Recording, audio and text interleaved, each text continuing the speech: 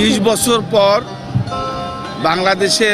বাংলাদেশি জাতীয়তাবাদের যে সংস্কৃতি, যেটা আমাদের ধ্বংসের পথে চলে গিয়েছিল, সেখান থেকে আমি বিশ্বাস করি আজকের এই পয়লা বৈশাখের মাধ্যমে বাংলাদেশের যে সংস্কৃতি, বাংলাদেশের যে গ্রামের লোকসঙ্গীত, মানবতী গান, যাত্রা, এদেশের অরিজিনাল যে ঐতিহ্য, বাংলাদেশি সংস্কৃতি আজকের এই পয়লা বৈশাখের মাধ্যমে বাংলাদেশের মানুষের কাছে আবার ফেরত আসবে।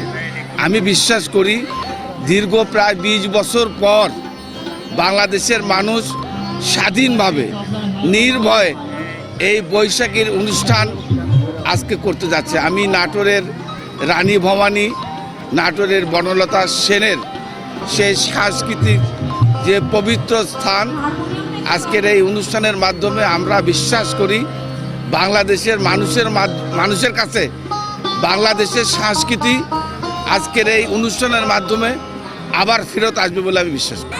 বাংলাদেশে যে প্রান্তেই যাই না কেন, যখন কেউ জানে বাড়ি নাটোরে, তখন খুব সঙ্গত কারণে কয়েকটি নাম উঠে আসে।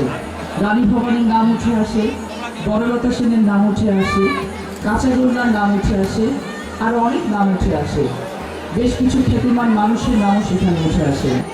দীর্ঘ সময় পরে প্রাণ খুলে বাংলাদেশের প্রতিটি অঞ্চলের মানুষ আজকে পয়লা বৈশাখ পালন করতে পারছে। এই সুযোগ, এই সময় যেন আমাদের জন্য চিরন্তন হয়, আমরা যেন আমাদের শেকড়কে কখনো ভুলে না যাই। বর্তমান সরকার বাংলাদেশের নিজস্ব ঐতিহ্যকে ধারণ এবং সম্প্রসারের জন্য বিভিন্ন ধরনের কর্মসূচি গ্রহণ করেছে। আমরা চাই যে আমাদের যারা এই যে ছোট্ট সোনামণিরা এখানে আছেন, তারা যেন আমাদের ঐতিহ্য সম্পর্কে, যেগুলো আমরা পেছনে ফেলে এসেছি, যেগুলো এখন অনেকটাই বিলুপ্তির পথে, আমরা চাই বাংলাদেশে যখন নাম নেওয়া হবে বিশ্বের বিভিন্ন জায়গায়, নাটোরের নামটা যেন সেখানে আরও গর্বের সাথে উচ্চারিত হয়।